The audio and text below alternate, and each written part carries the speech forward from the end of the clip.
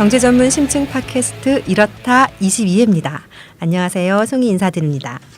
오늘 원년 멤버들이 모였어요. 슈퍼바이저님, 기본소득 지구 네트워크 대회 치르셨죠? 네, 안녕하십니까. 슈퍼바이저입니다. 네, 대회가 끝났지만 끝나자마자부터 할 일이 다시 시작되는 기분입니다. 솔직히 말해서 대회를 준비한 집행위원회 저희 연구소 안현상 부소장님이 집행위원장이었는데요. 집행위원님들이 굉장히 많이 고생하셨고요. 무사히 잘 마쳐서 다행스럽게 생각합니다. 네, 안녕하세요. 찬희쌤입니다. 외국인들이 한 100명 이상 왔는데요. 그 세 가지가 크게 감명을 받았다고 하더라고요. 첫 번째는 대회장에 애들 놀이방이 있었어요. 그랬어요? 네, 그러니까 돌봄 노동을 해야 되는 참석자에 대한 배려 크게 감명받았다고 하고요. 두 번째는 이제 대회 전 과정이 수화로 이렇게 동시에 방송이 됐어요. 그게 크게 그렇죠. 감명받았고, 세 번째는 이제 이게 가장 큰 감명을 받은 것 같은데, 참석자 전원, 외국 손님뿐이 아니라 한국 손님과 스태프 전부 다 300명분에 해당하는 걸 준비해서 저녁 리셉션 뷔페를 한 거. 역시 먹는 거에 감명을 가장 크게 받지 않더란가. 솔직히 그러니까 아시아에서 처음 열리는 그 뭐 나라의 대회인데 뭐 얼만큼 하겠느냐 하는 그런 마음도 약간 한 구석에 있었던 것 같은데 우리가 아주 멋지게 치른 것 같습니다. 아, 네, 그렇군요. 관련된 모든 분들 다 정말 애쓰셨겠어요. 이제 본론으로 들어가서요. 유프로님. 예. 어제 14일 한국은행이 기준금리를 현재의 1.25%를 동결했던데요. 경제 성장률 전망치를 2.8%에서 2.7%로 다시 낮췄거든요. 이걸 어떻게 해석해야 될까요? 예, 안녕하세요. 유프로입니다. 네, 인사 일단 드리고요. 예, 그 14일이죠. 14일에 그 금융통화위원회가 열렸습니다. 네, 금융통화위원회에서 금리에 대한 결정을 하게 되죠. 그 금리 결정을 이제 동결로 하고 난 뒤에 이주열 한국은행 총재가 이제 기자간담회를 가지면서 올해 경제 성장률을 애초에 2.8%로 지금 유지하고 있었는데요. 약간 낮춰가지고 2.7%로 수정했다고 이제 발표를 했죠. 그러니까 이제 애초에는 4월 달에는 3.0이었는데 그렇죠. 3.0에서 2.8로 낮췄고 석 달 만에 다시 0.1포인트 낮춘 건데요. 뭐 기본적으로는 대외 여건이 정정보다 예상보다 빠르게 악화되고 있다는 의미가 아닐까 생각합니다. 그 2015년 우리나라 경제 성장률이 2.6%였었잖아요. 그럼 현재 성장 전망치 2.7%가 달성되더라도 2년 연속 2%대에 머물게 되는 게 되겠네요. 그렇죠. 그러니까 우리나라가 이제 연간 성장률 3%도 달성하기 어려운 저성장 국면으로 확실하게 접어들었다라고 말씀드릴 수 있을 것 같고요. 그런데 지금 한국은행이 사실 세계 경제 IMF도 마찬가지인데 성장률 전망치가 실제치로 가까워갈수록 계속 떨어지고 있거든요. 낮추고 있거든요. 그러니까 하향 조정하는 거죠. 상향 조정하는 건 최근에 보지를 못한 것 같아요. 그래서 지금 과연 2.7%도 유지될 수 있을까? 또 사실 의문입니다. 그럼 경제 성장률 이 전망치가 계속 낮아지는 이유가 구체적으로 어떤 것 때문일까요? 일단은 세계 경제가 전반적으로 침체하고 있다라는 것이 가장 큰 요인인 것 같아요. 그리고 우리는 이제 수출에 크게 성장을 의존하고 있기 때문에 그렇게 되고 있는데요. 이제 브렉시트 사건이 있었지 않습니까? 물론 브렉시트는 끝난 게 아닙니다. 계속적으로 이어지는 하나의 과정일 텐데요. 그래서 일단 이제 브렉시트가 결정되니까 큰 충격을 한번 받기도 했는데 그 외에도 지금 유럽의 금융시장은 계속 그 불안정한 상황을 보여주고 있고요. 한동안 2, 3년 동안은 미국 경기는 상대적으로 괜찮다고 했는데 그래서 금리 인상, 미국은 금리를 인상할 거다라고 정책적으로도 발표하고 했는데요. 지금 금리가 계속 지연되고 있지 않습니까? 인상이 지연되고 있지 않습니까? 그 이유는 실제적으로 이제 경기가 잘 회복이 되지 않고 있는 거죠. 실업률도 계속적으로 예상보다 더 높게 나오고 있고요. 그러니까 또 한 가지는 그 선진국 경제가 그렇게 되다 보니까 도널드 트럼프 있지 않습니까? 그러니까 요즘에 유명해졌는데 뭐 한국에까지도 유명해졌는데 이제 실제 대통령이 될 수도 있을 것 같다는 전망이 나온단 말이죠. 근데 노골적으로 지금 보호무역을 이야기합니다. 특히 한국을 지명하면서까지도 이야기하거든요. 더 이상 이렇게 이제 미국이 적자를 보지 않겠다. 그런 어떤 정치적 흐름까지도 나타나고 있으니까 우리의 그 수출에 대한 그 전망이 좀 더 어두워지고 있다. 라고 하는 것도 이제 경제 성장률을 하향 조정하게 되는 원인이 되고 있고요. 무엇보다도 제일 큰 것은 중국입니다. 이제까지 우리가 한 20년 가까이 중국과의 무역이 확대되면서 우리나라 경제 성장률도 높게 유지되어 왔는데요. 지금 6% 성장, 뭐 선진국이 6% 성장한다면 엄청난 거지만 중국은 10% 이상 성장을 해왔던 거거든요. 그래서 중국의 성장이 이제 완전한 중속 성장 6%대로 굳어진 것 같다라는 것도 우리나라 그 경제 성장률의 전망을 어둡게 하는 요인입니다. 그러니까 내수를 그 살릴 수 있는 대책을 세우긴 세워야 되는데요. 이 엎친 데 덮친 격이랄까. 하반기로 가면 해운업 또 구조조정이 본격화될 것으로 예정되었잖아요. 특별한 대책이 없으면 아마 실업이 증가하는 등 국내 내수도 더욱 악화될 소지가 더 있지 않은가 이런 생각이 듭니다. 네, 여기에 뭐 정치 외교 문제도 영향을 끼칠 것 같은데요. 지금 고고도 미사일 방어 체계 사드 배치 결정이 있었잖아요. 아, 그렇죠. 이것도 중국과의 불협화음이 좀 심해질 것 같아요. 그리고 이것도 역시 경기에 영향을 미칠 거라고 봅니다. 우리 정부 입장에서야 사드 배치로 중국이 보복 가능성이 없다고 이렇게 얘기를 하는데 그런데 한국 친구들 생각해 보면 아예 뭐 한국 친구들 어떤 말로도 변명할 수 없다 이렇게 중국 사람들은 얘기하잖아요. 그렇죠. 어쨌건 대중국 수출이라든지 중국 관광 수지라든지 모두 좀 타격을 받을 가능성이 크다고 저는 봅니다. 근데 사드는 왜 배치하는 겁니까? 글쎄요. 아니 이제 수도권 방어도 안 한다면서요. 수도권 방어도 안 하고 성주에 배치하면은 뭐 좀 반경 200km 내에서만 방어가 된다는데 우리나라 인구가 거의 다 수도권에 50% 이상의 수도권에 집결 있는데 방위를 한다는 목적에도 그렇게 부합하지가 않지 않습니까? 네, 그렇다. 게다가 중미의 갈등이 굉장히 심해지고 있는데 남중국해 등에서도 나타나고 있고요. 그런데 여기서 그동안 제법 균형적 입장을 취하고 있던 한국의 스탠스가 좀 발이 꼬였다 이렇게 생각이 듭니다. 그리고 어저께 보니까 미국 그 의회에서 국방성에서 2월달에 보고한 거 봤더니 지금 한국하고 사드 협약을 하고 협의를 하고 있는데 그럼 2017년에 사드를 한국에 배치할 때 추가 예산에 대해서 배정을 해놨느냐 질문했더니 담당자가 2017년에 한국 사드에 관한 예산이 없답니다. 즉 2018년 이후에나 배치한다는 거죠. 아직 먼 얘기네요. 근데 그거를 지금 결정했다는 것도 좀 의미심장하지 않은가. 그러니까 내년에 사실 한국이 대선이 있죠. 그러니까 2017년에 정치적인 어떤 유동성을 생각할 때 지금의 결정하는 게 미국으로서는 유리하다 이렇게 본 것 같으니까 미국의 동아시아 전략 차원에서 보는 게 좋지 않을까. 뭘 한국 차원에서 보게 되면 그렇죠. 이해가 안 되는 그런 면이 아닌가 싶습니다. 우리나라 대통령 뭐 박근혜 대통령은 안보 방어를 위한 것이라고 이야기하고 있지만 사실 중국의 입장에서는 중국은 제국주의 침략을 오랫동안 당했던 나라이지 않습니까? 상당히 그 주권의 침해에 대해서는 민감합니다. 그래서 우리는 속마음은 안 그래 아무리 이야기한다 해도 설득이 되기가 힘든 거거든요. 경제 이야기하다 이리 왔는데 경제에도 상당히 많은 영향을 미칠 것 같습니다. 그리고 이제 뭐 관광객들이 줄어드는 것들은 사실은 반항 감정이 많이 생기기 시작한다면은 직접적으로 우리한테 큰 타격이 오는 거거든요. 그러니까 사실 이게 사드에 굉장히 지금 다른 얘기가 분노해 있는 것 같아요. 넘어가야 되는데 계속 사드에 지금 발목이 잡혔어 우리가. 그러니까 사실 원래 한반도 문제하고 동북아 문제는 뗄 수 있는 것이었어요. 중미 관계하고 한반도 관계는 뗄 수 있는 것이었는데 그렇죠. 북핵 국면 이후에는 한반도 문제와 동북아 문제를 뗄 수가 없게 돼 있습니다. 한반도 문제가 동북아 문제가 돼요. 그러니까 한반도 방어 때문에 사드를 배치한다라고 얘기할 때 중국은 그것을 한반도 문제로 볼 수가 없고 사드라는 이 무기의 성격 자체가 대중 견제용인 거고요. 그래서 사실은 동북아 지정학 속에 한국이 완전히 뭐 자충우돌하다가 빠졌다 이렇게 봐야죠. 자빠진 거죠. 엎친 데 덮친 격으로 유럽, 미국에 이어 중국까지. 할 말은 더 많지만 일단 경제 문제니까 주제를 넘어가야 될 것 같아요. 그럼 이제 다음으로 주목해야 될 뉴스가 뭐가 있을까요? 아까 유프로님이 잠깐 언급하셨는데요. 미국 얘기 좀 해야 될 것 같습니다. 미국 공화당이 자신의 트레이드 마크인 자유무역 기조를 상당 부분 포기한 대선 후보인 도널드 트럼프의 보호무역 정책을 정강에 포함시켰잖아요.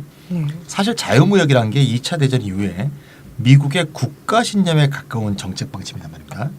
또 그리고 1980년대 이후의 신자유주의 세계화는 영미 두 나라가 자유무역을 기조로 해서 주도했다. 이렇게 말해도 과언이 아닌데요. 그런데 이제 영국은 유럽연합을 탈퇴했고 네. 미국은 보호주의 무역주의로 선회했고 그러니까 바야흐로 신자유주의 세계화의 균열이 시작되고 있는 게 아닌가 하는 그런 징조들이 보이고 있다는 생각이 드네요. 예, 지금 아까는 이제 중국하고의 문제가 심화될 가능성도 있다 이야기했는데 지금 뉴스는 좀 또 미국하고도 갈등을 빚을 수 있다라는 또 이야기인데요. 원래 이제 세계화라고 하는 것의 주요 내용은 자유무역과 자유로운 자본의 이동이라는 이제 두 개의 축으로 유지되고 있는데요. 당초에 이 세계화는 선진국에게는 유리하도록 될 것이다. 선진국에 유리한 것이다라고 이야기되어 왔는데요. 정작 한 20, 30년간 하다가 보니까 선진국에서 오히려 제조업이 사라져버리고 그 이제 제조업이 사라진 이유는 생산 기지가 저비용 국가로 이동하는 이제 탈산업화가 이루어졌기 때문이거든요. 그렇죠. 그러니까 특히 이제 중국이 오히려 큰 이익을 보게 되었는데요. 이제 선진국 산업자본이 임금을 비롯해서 제반 생산 비용이 저렴한 나라로 이동하게 되면서 선진국에 일자리가 없어졌습니다. 근데 이제 일자리가 없어졌는데 이걸 뭐 서비스업이 발전해 가지고 채울 것이라 생각을 했지만 무역 적자가 계속 나게 되니까 그 서비스업의 그 고용 창출 능력도 한계가 있는 거죠. 그렇죠. 그러니까 물론 이제 선진국의 거대 초국적 자본은 이익을 봤습니다. 뭐 코카콜라든 요즘은 이제 코카콜라로 미국이 대표되는 건 아닌데 애플이든 많은 이익을 봤지만 제조업이 사라짐에 따라서 결국은 나라가 잘 되려면 중산층이 튼튼해야 된다고 하는데 선진국에서는 중산층이 지금 붕괴해 버렸거든요. 우리도 이제 그 과정이 진행되고 있고요. 이렇게 이제 선진국에서 중산층이 붕괴하면서 부의 양극화가 심화되고 이렇게 심화되니까 이제 대중적인 불만에 기반한 도널드 트럼프 같은 이제 정치인들이 등장하게 되는 거죠. 그렇게 되면서 세계화에 대한 재검토가 전반적으로 지금 세계화를 주도했던 나라들에서 이루어지고 있다고 말씀드릴 수 있겠습니다. 주류 경제학에서도 이런 뭐 유명한 경제학者입장 변화에서 좀 느낄 수 있을 텐데요. 얼마 전까지 하버드 총장을 지냈던 레리 서머스라고 있어요. 이 사람이 자유시장 경제의 주창자고, 근데 이 사람이 다시 책임 있는 민족주의로 전환하자는 글을 썼다고 해요. 그러니까 사실 세계화에 대한 입장을 바꾼 거죠. 그렇죠. 근데 이 점에서 제가 느껴지는 거는 각국이 보호주의로 돌아서고 그리고 또 자국 화폐의 가치를 계속 떨어뜨리려는 경쟁을 했던 시기가 한 번 있었어요. 그게 딱 1930년대 공황입니다. 공황이죠. 예. 그러니까 이 세계화라는 게 70년대 장기 불황을 타개하는 일종의 대책이었던 거죠. 그래서 신자유주의를 했고 약 30년 넘게 35년 이상 지속이 된 건데 이게 이제 더 이상 지탱할 수 없게 되고 그런데 일어나고 있는 조짐은 각국의 민족주의의 기승 그리고 보호주의적인 조치 이런 거잖아요.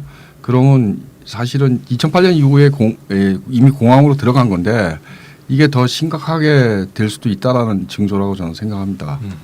그러면 이런 변화가 우리한테 주는 의미는 뭐가 있을까요? 우리가 이제 세계화하면은 하나의 지구촌이 되어 간다라는 걸로 긍정적인 의미로만 많이 받아들여 왔지 않습니까? 그런데 이제 경제적 측면에서만 본다면은 세계화라는 것들이 큰 자본들이 활동할 수 있는 공간을 갖다 넓게 보장해 준다라는 의미가 더 컸던 것 같아요. 그렇죠. 그것 때문에 이제 양극화도 심화되고 그 환경 파괴도 일어나게 되고 하는 이제 부정적인 것들이 많이 노출되었는데요. 지금 현재 이제 극우파들이 오히려 지금 이제 탈세계화를 주장하고 있기 때문에 우리가 좀 당혹스럽긴 한데 현재 전 세계적인 양극화라든지 그로 인한 장기 불황을 극복하기 위해서는 거대 기업과 그리고 금융자본의 활동 영역을 최대한 보정해 준다라는 의미로만 이제 이해되는 그런 세계화에 대해서는 전반적인 재검토가 시작되고 될 필요가 있다라고 생각하고요. 그런 것들이 실제적인 움직임으로 일어나고 있다. 그것의 시작이다. 이런 생각을 가지게 됩니다. 네, 그 맞는 말씀인 것 같고요. 저도 뭐 공감하고요. 그래서 더 대안을 모색할 시기인 것 같고 대안이 좀 절실한 시기인 것 같아요. 예를 들어 개발도상국 입장에서는 세계화의 수혜자예요. 사실은 중국, 뭐 인도, 뭐 브라질 다 한국도 거기에 속하는 거고요. 그런데 그런 방식으로 더 이상의 개발이라든지 발전, 성장 이게 불가능하게 되는 거 아닙니까 앞으로? 그렇다 그러면 이런 나라일수록 더 대안의 모색이 더 필수적인 거 아닌가 이렇게 생각이 듭니다. 그동안 개평받았던 나라들이. 예, 그동안 우리나라는 이제 양면이 다 있는 것 같아요. 네. 우리도 그렇죠. 중산층이 개평을 붕괴되고 받으면서 또 양극화도 심하죠. 예, 탈산업화도 진압되고 뭐 이런 것들의 부정적인 것들이 우리나라에도 그대로 나타났고요. 맞습니다. 우리나라 재벌 기업들이 한동안 또 괜찮았던 측면은 있는 거죠. 해외 시장 개척에서. 근데 이제 락수 효과가 안 나타나니까 우리한테는 그렇게 그게 크게 우리한테 도움이 되는 걸로 피부로 느껴지지 않는 게 이제 지금 현실이긴 하죠.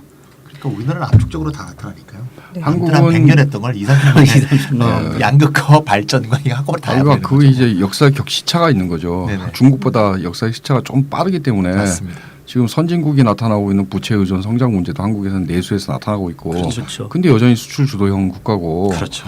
그리고 또 중산층은 무너졌고 제조업 공동화는 시작되고 있고 모든 게 선진국병 그다음에 개발도상국의 그 막다른 골목이 다 나타나고 있는 거죠. 그래서 이제 우리나라한테는 특히 새로운 성장 모델이 네. 필요한 시기다. 거기에 대한 본격적인 논의가 진행되어야 된다고 생각을 합니다. 네, 신자유주의 세계화의 시대가 과연 어떤 모습으로 해체돼서 나갈지 계속 지켜봐야 될 것 같습니다. 지난주에 이렇다 20일에 할 때요. 찬희쌤, 그때 기본소득 지구 네트워크 총회에서 그 기본소득 운동의 방향과 이게 너무 길어서 기본소득 지구 네트워크를 줄이면 BIEN이라고 그렇죠. 읽는 거죠. 네. 네. 불어로는 비양, 비양? 좋다, 네. 상품 이런 뜻도 있다 그러죠. 그래서 그렇게 지었다 그러더라고요. 그 비엔이 나가야 될 길을 둘러싸고 이제 논쟁이 있을 거라고 말씀하셨잖아요. 네, 그렇죠. 네, 그리고 총회에 참석한 다음에 그 결과를 이제 보고해 주신다고 하셨거든요. 네네. 네, 총회에 참석하셨어요? 네, 참석했습니다. 제가 네. 오로지 이렇다 통신호로서의 그걸 완수하기 위해서 BN 평생 회원이 됐습니다. 예. 평생 회원이요? 네. 그런 것도 있어요? 네, 있습니다. 예, 네, 제가 홈페이지에서 확인했습니다. 네, 아주 네. 간단합니다. 네. 평생 회원비로 100유로만 내면 됩니다. 100유로면 참 쉽죠. 얼마예요? 100유로 13만 원이요. 13만 원 정도. 네네. 뭐 자격 심사 이런 거 안 하고요? 네, 없어요. 예. 뭐 준회원도 없어요. 그 돈으로 해결해요? 돈으로 해결해요. 예. 근데 이제 뭐 기본적으로는 기본소득 취지에 찬성해야겠죠. 그것도 네. 찬성 안 하는 사람이 뭐 13만 원을 그냥 낼 리도 없고. 그쵸. 예. 마침 비엔 사무국에 안야라는 여자가 있어요. 안야? 노르웨이 여자인데 이 여자가 마침 입국을 한 상태에서 저희 사무실에 놀러 왔어요. 네. 그래서 직접 안야한테 100유로 딱 주고 바로 회원 가입했더니 바로 그냥 회원 가입 통지 이메일이 날라오더라고요. 네. 그리고 브렉시트 여파로 유로화가 조금 약세가 돼서 딱 13만 원으로 처리가 됐습니다. 네. 좀 싸게 가입하셨어요. 싸게. 예. 그래서 총회에서 경론이 벌어졌어요. 네, 제가 얘기할 수도 있겠지만 실제로 총회 제안 문건 내용에 직접 관여하신 슈퍼바이저님의 말씀을 직접 듣는 게 어떨까 싶어요. 슈퍼바이저님, 그 총회에서 드러난 그 비엔의 진로에 대한 의견 차이가 어땠고 실제로는 어떤 결론이 났는지 좀 쫙 설명을 좀 해주시면 좋겠습니다. 네, 좀 간략하게 말씀을 드리는 게 낫겠네요. 원래 1월 달에 네덜란드, 오스트리아, 독일, 이탈리아, 한국 그리고 유럽 네트워크, 유럽 전역의 네트워크 이렇게 6개 네트워크가 개정안을 냈어요. 그 개정안은 현재의 비엔의 기본소득 정의를 네 번째 정의를 넣자라는 건데요. 정의를 좀 더 확대하자. 맞습니다. 근데 현재 정의는 모든 사람한테 준다, 개별적으로 준다, 그리고 어떠한 자격 심사도 없다. 그러니까 무조건성, 보편성, 개별성 이렇게 돼 있어요. 근데 여기다가 사회, 정치, 문화적 참여에 충분하고 물질적 생존이 보장되기에 할 수 있게 충분한 액수를 준다. 즉 충분성을 넣었는데 그럴 경우에 도입을 할 때 너무 높은 금액을 줘야 되니까 문제가 생길 수도 있으니까 낮은 금액부터 시작할 수는 있지만 목표는 분명히 밝혀라.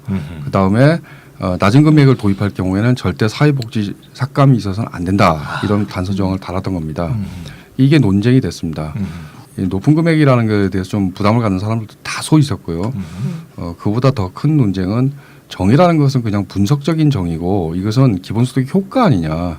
그래서 비엔의 정책 사항으로 이걸 채택하자라고 됐고요. 그래서 문장은 조금 바뀌어져서 수정이 돼서 통과가 됐습니다. 그래서 총회에서 채택된 문구들을 그대로 읽자 그러면 사회 정책 참여, 그다음에 문화적 참여에 충분한 소득을 주어야 한다. 그리고 상대적으로 저소득인 사람들이 절대 피해를 받지 않아야 된다. 사회복지 삭감이 없어야 된다. 이런 내용들이 들어가 있습니다.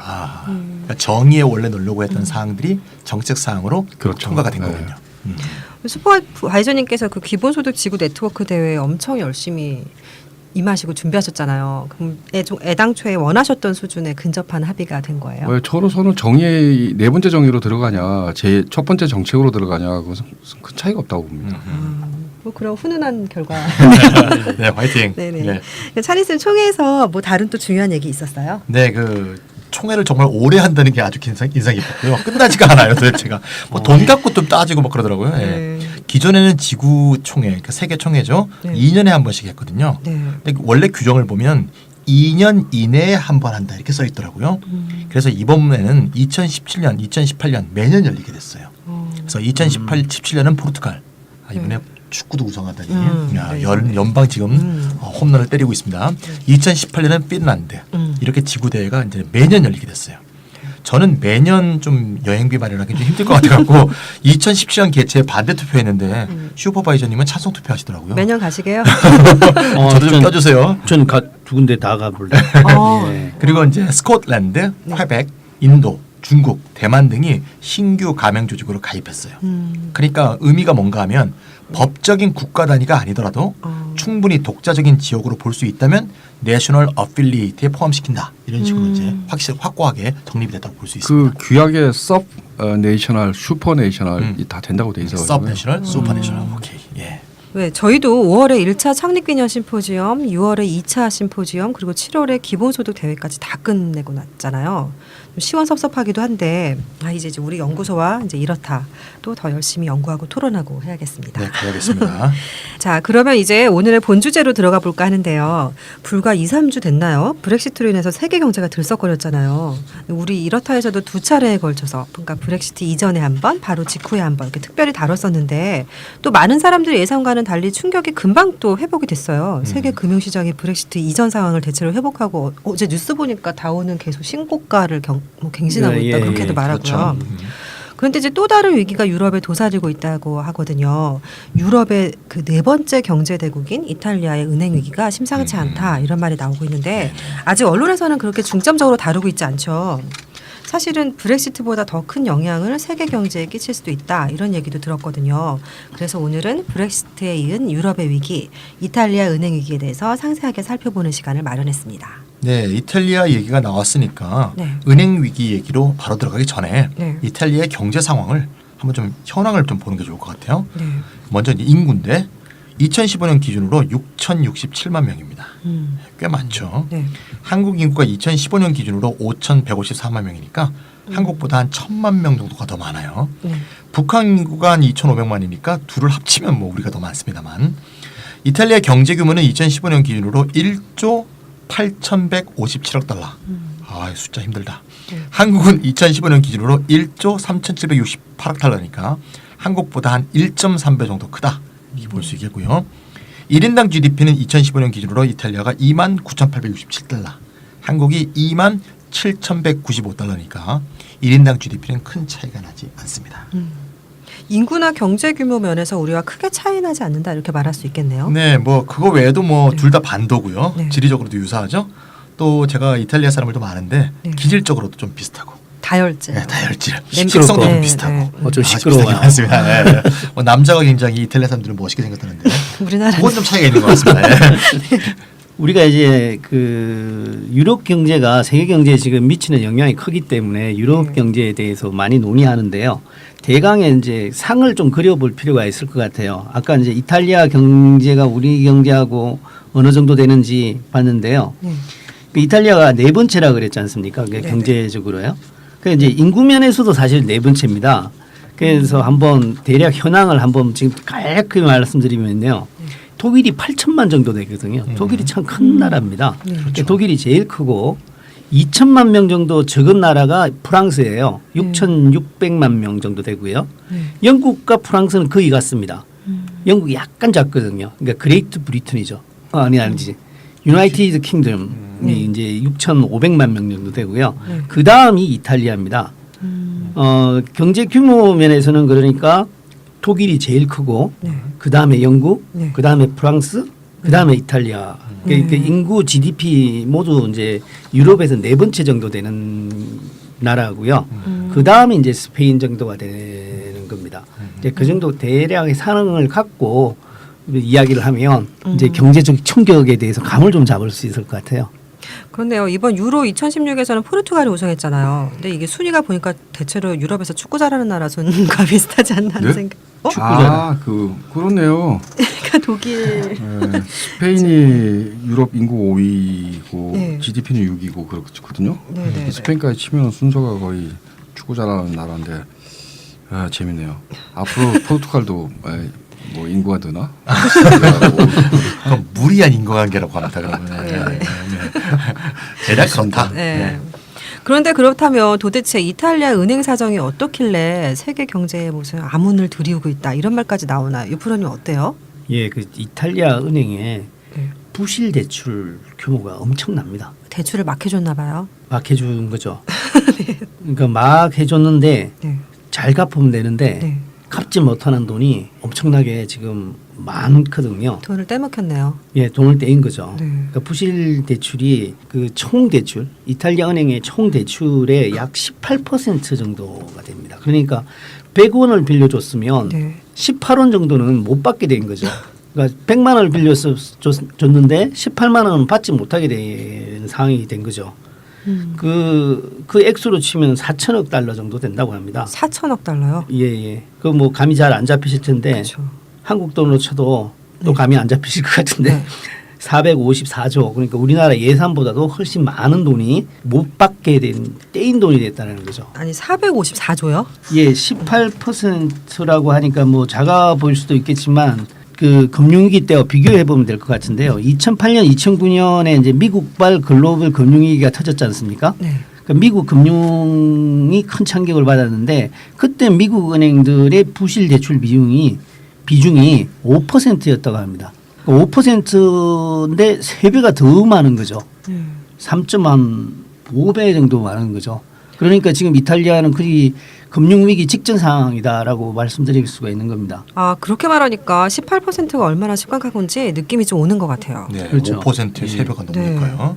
사실 그 이탈리아 지금 음행 위기가 발생했는데 그 중세 말에 은행업이 번창하기 시작한 곳이 바로 이탈리아예요. 네. 우리가 르네상스 문명. 이게 사실 우리 세계사 시간에 많이 배웠는데 그 플로렌스 지방의 메디치 가문이라고 우리가 많이 네, 들었잖아요. 유명한 은행업자였거든요. 지금도 세계에서 가장 오래된 은행이 이탈리아에 있다고 하는데요. 네. 1472년에 세워진 은행인데 네. 이름이 좀 길어요. 방카 몬테 데 이파스키디 시에나 네, 영어 엉터리 발음일 겁니다. 시에나에 있나 보죠? 시에나에 있나 지명이에요? 봅니다. 이파스키디는 뭡니까? 어쨌건 이탈리아 네. 3대 은행이라고 하는데요. 네네. 그 은행은 총 대출의 35%가 부실 대출이랍니다. 그러니까 떼먹힌 돈이 전체 돈 빌려준 거에 35%. 그러니까요. 그렇죠. 예. 예. 황당한 거죠. 뭐 이런 은행이 다 있어요. 그러니까 이제 이 은행에 예금을 한 사람들은 네. 예금을 다음에 찾지 못할 가능성이 상당히 높은 거죠. 뱅크런 같은 게 일어날 수도 있는. 건가? 그런 거죠. 예. 뭐 은행이 이렇게 부실 대출이 많다 보니까요. 은행 주가들도 바닥을 치고 있죠. 그래서 지금 은행 업종 주가 지수가 이태리 주식시장에서 반토막이 났어요. 올해 들어와서 반토막이 난 거고요. 그러니까 일부 분석가들의 주장에 따르자면은 이게 사실 유로존 전체를 위협하는 요인이다 이렇게 경고하고 있습니다. 그런데 이탈리아 은행이 왜 이렇게 된 걸까 생각해 보면 왜 예전에 이렇다 유로존 편에서 스페인이나 아일랜드 이런 곳은 2008년 금융위기 이전에 형성된 그 주택 시장의 버블, 그 거품이 커지면서 예. 은행 부실이 심각해졌다 이런 말씀하셨잖아요. 예. 근데 이탈리아는 이런 아일랜드나 스페인보다 뭐 딱히 이렇게 부동산 투기가 일어나지 않았다 이렇게 들었는데 왜 그럴까요? 그런 일이 없었죠. 그러니까 부동산 버블이 터진 것도 아니고 주택담보부대출이 많았던 것도 아니고 부도가 난 것도 아니고 그래서 은행 부실이 심화된 것은 전혀 아닙니다. 그러니까 아일랜드나 스페인 모델하고는 전혀 다르고요. 2008년 금융위기 때를 보면요. 이탈리아가 은행의 대규모 구제금융을 다른 나라는 다 했는데 이태리는 안 했습니다. 그럴 필요도 없었고. 그런 문제가 없었다는 거죠. 네, 이태리 은행이 이렇게 된 건 뭘까요? 제 생각에는 아마도 유로존이 출범한 이후에 이태리 경제 성장을 보면요. 17년간 전혀 성장을 하지 않았습니다. 여기에 원인이 있지 않을까. 아주 근본적인 문제가 있는 거 아니냐 이런 생각을 좀 합니다. 유로존이 1999년에 출범했으니까 이제 17년이 지났는데 네네. 이탈리아는 처음부터 유로존에 참여를 그렇죠. 했었잖아요. 예, 예. 그럼 그리스는 뒤에 들어왔고. 예, 17년이면 이제 길다고 하면 긴 세월인데 거의 성장을 하지 못했으면 이탈리아는 그동안 뭐 했어요? 근데 그냥 그랬습니다. 그냥 이건 수치로 좀 말이죠. 네. 이탈리아는 그 90년부터 2000년까지 네. 좀 높이 성장했어요. 상대적으로요. 근데 유로존 가입 이후에 성장률은 거의 재앙적으로 낮은데요. 특히 2008년, 2009년 금융위기 이후에는 회복을 전혀 못하고 있습니다. 수치로 말씀드리면 이탈리아의 1990년 GDP를 외환위기 전이죠. 100이라고 볼 때 네. 2007년 GDP가 127이었어요. 네. 그런데 2015년 GDP는 116입니다. 지수가. 이제 쪼그라들었네요. 네. 예. 이걸 수치로 비교하면 2000년 수준과 같은 거예요.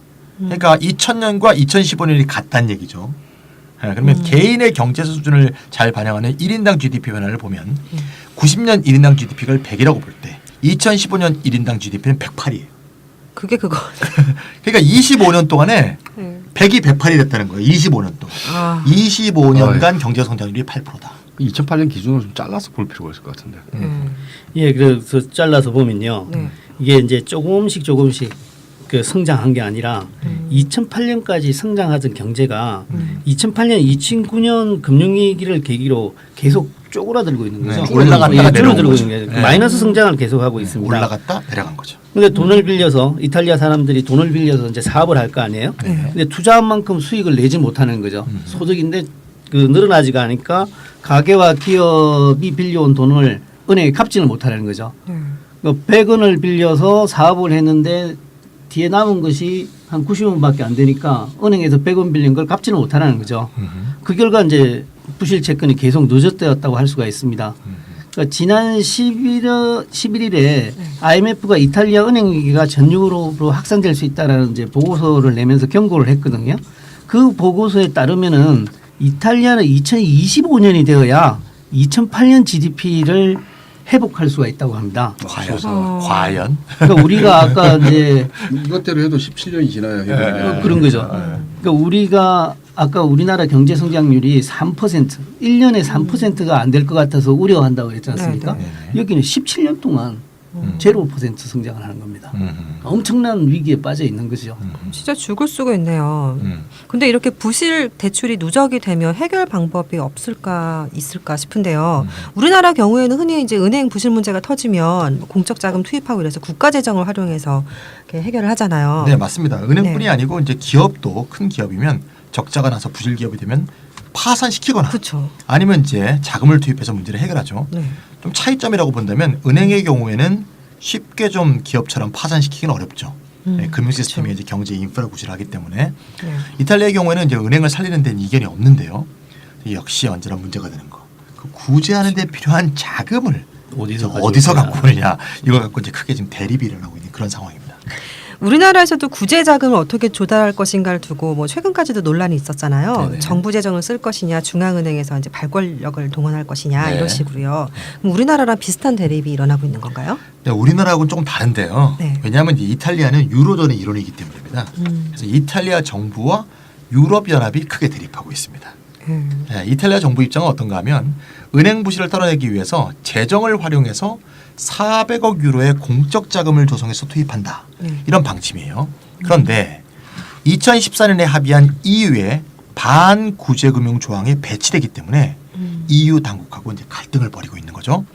EU는 2014년에 독일의 주도 아래서 구제금융을 하기에 앞서 은행 주주, 채권 보유자, 예금자가 먼저 손실을 부담하고 난 이후에 그 이후에 정부 재정을 활용해서 구제금융하는 그런 식으로 합의를 했거든요. 그러니까 이건 이제 전문 용어로 하면 베일인 한 다음에 베일아웃 한다 이렇게 얘기하는데요. 베일인이란 건 뭔가 하면 은행이 자체 자금으로 먼저 해결한다는 거예요. 그 다음에 이제 외부에서 구제 금융이나 이런 식으로 해서 외부 돈으로 이제 지원하는 걸 이제 베일아웃이라고 하는데요. 이게 이제 EU의 원칙인 거죠. 그러니까 이제 경영을 책임지고 있었던 사람들이 경영을 잘못해서 부실이 생긴 거니까 자기가 먼저 손해를 보고 보고 난 다음에 그 다음에 이제 국민의 돈을 이용해야 되는 거지 자기들은 책임지지 않으면서 국민의 세금은 쓰지 말자라는 그 어떤 원칙론처럼 들리죠. 우리도 이제 네. 우리나라 해운- 박상인 교수는 내부자가 먼저 책임을 지고 그렇죠. 하달시켜버려야 얘기하고 되는데. 있죠. 예. 그게 이제 맞기도 한데요. 그러니까 손실을 사회화하기만 하고 자기네 책임 안 지면 안 되니까 베일이 예. 먼저 해야 하는 게 맞기도 한데 근데 이게 사정을 갖고 따져봐야 되는데요. 이태리 사정이 어떤가를 보면은 일단은 이태리가 소형 은행들이 부실을 해결한 적이 있어요. 과거에. 그때 이제 작년 11월 그렇죠. 예. 예, 베일인을 한 건데 은행의 부실 채권을 갖고 있는 사람이 누군가를 살펴보면요. 거의 일반 시민이에요. 아. 일반 예금자. 시민들이 세대상 이후로 은행 채권에 많이 투자를 했어요. 예, 이탈리아하고 특별한 경우죠. 맞습니다. 은행 채권 45%를 일반 시민이 보유하고 있고요. 아. 이게 약 2천억 유로 정도 된다고 합니다. 예. 그러니까 보통 은행 채권에 투자하는 사람은 투자 위험을 잘 계산할 수 있는 기관 투자자들이거든요. 네. 예. 근데 이태리는 안 그런 거죠. 그러네요. 그래서 작년 11월에 4개의 이태리 소형은행이 문제가 됐을 때 네. 은행 채권에 투자했던 일반 시민들이 이 손실을 부담했던 겁니다. 반구제금융 조항 때문에요. 그러면은 이 은행 부실로 인해서 일반 시민의 저축이 날아가 버린 거죠. 그렇죠. 게다가 일반 시민 한 사람이 11만 유로를 투자했었다 그래요. 그런데 잃어버리고 나니까 어떻게 했겠어요? 이분이 자살했어요. 아. 전 재산을 투자했다가 그 유서를 그런 식으로. 그 은행을 원망하는 유서를 써놓고 자살을 했어요. 이게 네. 그 이탈리아에서는 큰 문제가 된 거죠. 아주 여론이 악화되고 예. 격렬한 저항이 일어나는 그런 국면이라고 저는 생각합니다. 아, 그러니까 이제 이 원칙적으로는 왜 그런 부실한 은행에 돈을 맡겼느냐? 그렇죠. 맡긴 사람이 잘못이다. 이렇게 이제 음. 평가를 내려버린 것이죠. 근데 또 그렇게만 또 말할 수 없잖아요. 정말 심각한 상황인데요. 우리가 은행에 돈 맡길 때 돈 그쵸. 뗄 생각 안 하잖아요. 그쵸. 예. 그러니까 베일인이라는 조항 자체가 이게 자기들이 방만하게 경영을 하고 투기적으로 경영을 하고 네. 폭삭 망한 다음에 대마 불사를 외치면서 정부 보고 돈 내놔라고는 금융자본에다 적용해야 될 일이지 네. 여기에 적용하기 상당히 이태리 상황에 적용하기 힘든 조항 아닌가 이렇게 생각하고요. 근데 이런 문제가 지금 정치적인 문제까지 이제 번지고 있고요. 매우 심각한 상황으로 가고 있습니다. 이태리가 오는 10월 달에 헌법 개정 여부를 두고 국민 투표를 치르게 돼 있어요. 네. 상원 이게 이제 영국하고 비슷한 상황이 이제 전개되는 의석수를 거죠. 3분의 1로 줄이는 개혁인데요. 지금 현재 렌지 정부가 이 국민투표 승리를 해서 그 다음에 정치 경제 개혁을 단행한다 이런 계산으로 이제 국민투표 정치적인 명운을 걸고 있습니다. 네. 근데 만약 여기 지게 되면 이제 렌지 총리가 사임해야 되고요. 그럼 조기 총선이 실시될 겁니다. 그런데 그래서 렌지 입장에서는요, 이 국민투표 여부에 중요한 겁니다. 일반 시민한테 은행의 손실 부담을 떠넘기는 방법을 사용할 수가 없겠죠 지금. 그렇죠. 베일 일이 힘들죠. 예. 그래서 재정을 통해서 은행 부실을 감당하겠다라고 지금 얘기하고 있는 겁니다. 뭐 이제 경제 문제가 결국 이제 정치 문제까지 이렇게 불거지고 이제 얽혀 있고 그렇게 되는 것 같은데요. 그런데 렌지 총리는 EU 잔류를 지지하는 입장 아닌가요? 네, 그렇죠. 지금 그렇죠. 네, 그럼 예. EU가 안 그래도 위기에 처한 지금 상황에서 메르켈 총리나 유럽연합이나 렌지 총리를 좀 이렇게 밀어줘야 될 것 같은데. 그렇죠. 네, 근데 왜 렌지 총리의 요구를 들어주지 않는 걸까? 뭐 규정은 지켜져야 된다 이런 원칙론 때문은 아닌 것 같은데요. 아니죠. 알겠죠. 말은 원칙이라고 말은 하죠. 원칙이고 그건 명분상 내세우고 있는데 네. 지금 뭐 유럽 연합이 원칙 따지고 그렇죠. 지금 뭐 그럴 사정이 아닙니다. 맞아. 지금 사는 게 아니죠. 그럴 여유가 없죠. 그 이제 그러면 왜 이제 이 유럽 연합 지도부 네. 그러니까 독일의 입장이다라고 말해도 뭐 과언이 아닌데요. 이제 메르켈 총리 같은 경우에 강경하게 재정을 사용해서는 안 된다. 베일인 해라. 그러니까 일반 시민들이 잘못된 부담해라. 그 투자를 갖다 책임지도록 하라 이렇게 하고 있거든요. 네. 근데 그 이유는 은행 구제를 위해서 이탈리아 정부가 정부 재정을 사용하게 되면은 재정 적자가 엄청나게 또 늘어나게 됩니다. 그렇죠. 그럼 재정 적자가 쌓이면 그게 결국 국가 부채가 되는 거 아닙니까? 네. 근데 지금 이탈리아가 국가 부채가 GDP 대비 135%거든요. 와. 그리스 다음입니다. 이 유로 좀 가입 이전부터 100%가 넘었었거든요. 그것도 문제가 되는 사안인데 이 국가 부채가 계속 늘어나게 되면 그리스 국가 부채가 많이 늘어나니까 누가 부담하게 됐습니까? 다른 회원국들이 그쵸. 또 구제 금융을 지원해 줬지 않습니까? 맞습니다. 그죠? 그러면 이탈리아가 지금 국가 부채가 계속 늘어나게 돼 버리면 독일, 프랑스 이런 나라들이 다음에 또 책임을 져야 되는 일이 생긴다는 거죠. 유로존을 유지하기 위해서는. 네. 그러니까 재정이 부담을 주는 방식을 취하지 마라. 너희들이 재정에 부담이 많이 지면 결국 또 우리가 돈 대야 되지 않느냐. 너희 나라 시민들이 손해보게 하라. 이렇게 지금 강요하고 있는 거죠. 그렇죠. 그러니까 돈 문제는 참 얄짤없어요. 그러니까 새로운 방식의 긴축을 강요하고 있는 것 같은데. 그렇죠. 네, 그렇죠. 전 국민의 허리띠를 졸라매라 이런 거. 그럼 이탈리아 정부 입장은 어떤가요? 뭐 당연하지 않겠습니까? 지금 네. 아까 이제 국민 투표가 나왔는데요. 네, 네. 그 영국의 캐머런처럼 네. 이탈리아 총리가 이제 렌지지 않습니까? 네, 네. 렌지가 또 승부수를 던진 거예요. 국민 투표를 열겠다. 네. 10월에 실시하겠다. 네. 거기는 이제 정치 개혁안이 들어가 있는데 거기서 승리해서 경제 개혁까지 해서 위기를 탈출하겠다. 뭐 이런 나름대로 의도가 있는 거죠. 그러니까 이제 약간은 뭐 파퓰리즘적이라고도 생각이 드는데 상원의 3분의 1을 줄여버리겠다. 뭐 이런 안을 내면서 국민 투표를 한 거예요. 근데 여기서 지면은 네. 캐머런처럼 물러나야 됩니다. 그렇죠. 그렇죠. 예, 물러나야 되기 때문에 일반 시민들에게 여론이 악화되는 방법을 절대 사용할 수가 없는 거죠. 그렇죠. 서로 정권을 내놔야 되니까요. 네. 네. 서로 그래서 막다른 골목입니다. 네. 렌지 이탈리아 정부도 완강합니다. 네. 우리는 재정을 통해서 다 돈도 마련돼 있다. 그렇게 그러면 그 네. 고집을 하고 있는 거죠. 그러면 지금의 이탈리아 정부와 뭐 독일을 비롯한 이제 유럽 연합 집행부와의 대립은 어떻게 될까 하는 이제 그 궁금증이 있는데요. 독일의 메르켈 총리도 이 뚝심이 장난이 아니에요. 쉽게 양보하지 않을 텐데요. 네, 그게 참 네. 판단하기 어려운데 네. 좀 추측해 보면 제 생각에는 네. 메르켈이 양보하지 않을까 하는 생각이 있어요. 왜냐하면 네. 어떤 타협안이 나와서 네. 아주 어쨌건 뭐 할 것 같아요. 정부 재정을 써서 운행 구조 를 실시할 것 같아요. 왜냐하면 이제 이탈리아 정치 상황이 좀 복잡하거든요. 네. 네, 지난달 실시한 여론조사 결과를 보니까 우리 지난번에 얘기했던 오송운동 있죠? 네, 네. 근데 32.3%로 정당 지지율 1위를 차지했어요. 집권 민주당의 선호도는 30.2%에 그쳤거든요. 오송운동 우리가 지난 시간에도 다루었는데 유럽연합 탈퇴를 주장하는 정당입니다. 여기 참 민감한 주제 아닙니까 지금? 네. 만약 렌지 정부가 메르켈 또는 유럽연합의 요구대로 네. 재정을 쓰지 않게 되면 10월 국민투표에서 질 가능성이 높아지고 그러면 렌지가 물러나게 되고 그럼 조기 총선이 실시되면 여론 지지 1위인 오송운동이 정권을 잡을 가능성이 매우 높아집니다. 그러면 얘네들이 뭐라고요? 그렇죠. 유럽연합 탈퇴파란 말입니다. 그럼 다시 브렉시트 2라운드로 그렇죠. 이탈리아의 유럽연합 더 나아가 유로존 탈퇴가 가능할 수도 있는 이런 상황이기 때문에 이런 상황으로 나가는 이런 그 고리를 끊으려면 메르켈이 결국 타협할 수밖에 없지 않을까 이런 좀 추측이 갑니다. 그거 아세요? 네. 영국이 유로 연합에서 나가는 거는 브렉시트라 그러잖아요. 네, 맞아요. 이탈리아가 나가는 건 뭐라 그런지 아세요? 이탈 시트 뭘까요? 뭐라고 해요? 이탈리브. 이탈리아.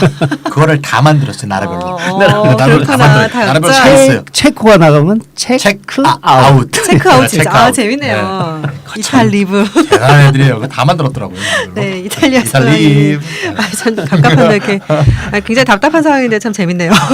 유럽 전체의 운명이 달려 있다고 볼 수도 있는데요. 제가 오늘 한 번도 정리를 안 했잖아요. 이번엔 정리를 한번 하고 넘어가겠습니다. 네, 첫 번째 이탈리아 은행은 부실 대출 누적이 심지어 전체 대출의 18%로 위기에 직면해 있다. 네. 두 번째. 네, 렌지 이탈리아 총리는 재정을 통한 은행 구제 금융을 계획하고 있는데 유럽 연합은 이제 시민 투자자의 손실 부담을 요구하고 있다. 그렇죠. 네, 세 번째. 10월 국민투표 승리를 위해서 EU와 메르켈은 렌지 총리가 주장하는 재정을 통한 구제 금융에 합의해 줄 것 같다. 같다. 네, 네 번째. 10월 국민투표에서 렌지 총리가 진다면 오성운동이 집권할 수 있다. 다섯 번째. 그렇게 되면 이탈리아는 유로존 혹은 유럽연합 탈퇴 움직임이 가시화될 수도 있다. 역시 이제 깔끔한 정리입니다. 예. 그 말을 하면서 약간 뭐 정돌이 안 됐었는데 네. 하나 더 붙이고 싶은 게 있긴 한데요. 네. 그래서 이제 이탈리아 상황을 좀 더 적나라하게 전달하기 위해서요. 네. 정부 부채가 GDP 대비 135%다. 네, 그 얘기했었죠. 네. 네. 예, 20년간 성장 정체라는 위기에 빠져 있다. 네. 우리나라는 1년에 3%가 안 되는 거 가지고 위기라고 그러는데 저거는 20년 동안 0%를 하고 있단 말이죠. 네. 네. 그리고 국민투표에서 렌지 총리가 승리하더라도 다음 선거에서 오성운동이 승리할 수도 있고 그렇죠. 그렇게 되면 역시 이탈리아의 유럽연합 탈퇴 운동이 시작될 수 있다. 이탈리브라는 것들이 신실적인 위협이 될 수가 있다. 이런 말을 좀 덧붙이고 싶습니다. 그러니까 한마디로 지금의 당장의 난국을 타개하더라도 이탈리아는 유럽연합, 유로존에 언제 틀지 모르는 내관으로 지금 작동하고 있다. 이렇게 말씀드릴 수 있을 것 같습니다. 뭐 이 지점에서 좀 그 쇼이블레가 늘 주장하는 그러니까 독일 재무부 장관이죠. 네. 지난번 그렉시트 때도 나가려면 나가라는 입장이었고요. 심지어 쫓아내려고 했던 인물이죠. 이 사람 얘기가 좀 생각이 나는데 사실은 그 베네룩스 3국 프랑스, 독일 이것을 쇼이블레는 켈은 오이로 봐라 그럽니다. 켈은 핵심. 네, 핵심 유럽 국가라 그러고요. 거기에 이제 폴란드, 헝가리, 체코만 붙여가지고 이것만 가지고 유로존을 하자. 나머지는 그냥 유럽 연합으로 놔두자. 통화 동맹을 할 수 있는 최적 통화 지구가 아니다 이게. 너무 사회복지도 다르고 사람도 다르고 경쟁력도 다른데 어떻게 이걸 통화 지역을 해가지고 괜히 우리도 피곤하고 쟤네도 피곤하고 다 피곤해지고 문제가 생긴다 이렇게 보고 있죠. 이게 최근에 근데- 이야기한 겁니까? 그럼요. 그 예. 일관되게 1년 내내 계속 얘기했고요. 이런 문제에 대해서 이제 나올 때마다 그런 게 강경한 거죠. 그 반면에 이제 그래서 그렇게 메르켈도 함부로 못 하고 이제 원칙론대로 한 거고요. 근데 어쨌건 기민당 안에도 나갈 테면 나가라라는 입장이 있다라는 걸 아셔야 되고 그리고 그들은 최적 통화 동맹을 만들 조건이 안 되는데 너무 빨리 만들었다는 걸 자기들도 좀 인정하고 있는 거고요. 그리고 뭐 만약 그렇게 된다 그러면은 체계적인 탈퇴의 준비를 오히려 이 유로존의 핵심 국가들 중심으로 일어날 수도 있다라고 봅니다. 들어오니까 이제 독일 자본가의 본심이 잘 네. 나타나 있던 것 같은데요. 독일도 약간 후회하고 있나 봐요. 대륙 유럽의 핵심 나라들과 네. 독일의 배후지인 체코, 헝가리, 그렇죠. 폴란드 독일의 생산을 위해서 꼭 필요한 나라들이죠. 이렇게 해서 딱 묶겠다는 독일 자본가의 본심이 되는 잘 나라만 발견된 것 데리고 같습니다. 가겠다. 그렇죠. 뭐 이런 꼭 건가 필요한 봐요. 나라 독일이. 네. 그 이야기를 하시니까 네. 유럽 해체될 수밖에 없다는 주장을 제가 많이 해왔지만은 네. 좀 더 실감 있게 들립니다. 그 독일의 계획에 그런 것들이 있다라는 이야기를 들으니까요. 그러니까 플랜 B인 거죠. 네, 예, 플랜 B. 예. 예. 좀 더 현실화되는 것 같습니다. 네, 잘 알았습니다. 뭐 이탈리아 은혜 위기로부터 촉발되는 유럽 연합 유로존 위기를 이렇게 살펴보다가 점점 이제 이야기가 좀 더 커지고 흥미있게 네. 봤는데요. 네네. 네, 이렇다. 다음 주에도 또 다른 얘기로 재밌게 또 찾아보도록 하겠습니다. 청취자 여러분 안녕히 계세요. 안녕히 계세요. 안녕히 계세요. 네, 안녕히 계세요.